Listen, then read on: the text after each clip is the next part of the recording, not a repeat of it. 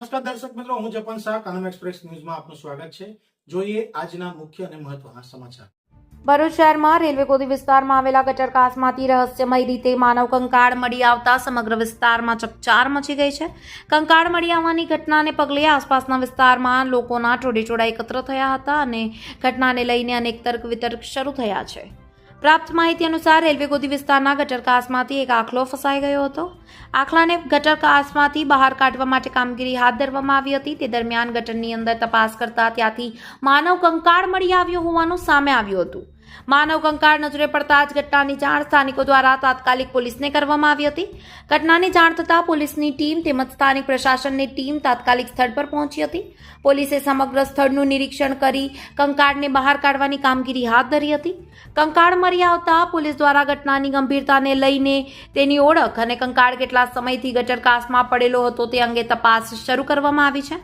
માનવ કંકાળ કોનો છે, તે અહીં સુધી કેવી રીતે પહોંચ્યો અને તેની પાછળ કોઈ ગુનાહિત ઘટના સંકળાયેલી છે કે કેમ, તે સહિતના અનેક સવાલો હાલ ઊભા થાય છે. જો કે આ અંગે હાલમાં કોઈ ચોક્કસ માહિતી સામે આવી નથી. કંકાળની ઓળખ અને ઘટનાની હકીકત જાણવા માટે પોલીસ દ્વારા જરૂરી કાયદેસરની કાર્યવાહી હાથ ધરવામાં આવી રહી છે.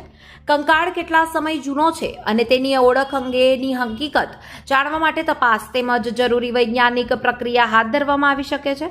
પોલીસ દ્વારા આસપાસના વિસ્તારમાં પણ પૂછપરછ કરવામાં આવી રહી છે અને અગાઉથી કોઈ વ્યક્તિ ગુમ હોવા અંગેની ફરિયાદ નોંધાઈ છે કે કેમ તે દિશામાં પણ તપાસ કરવામાં આવી રહી હોવાનું જાણવા મળે છે.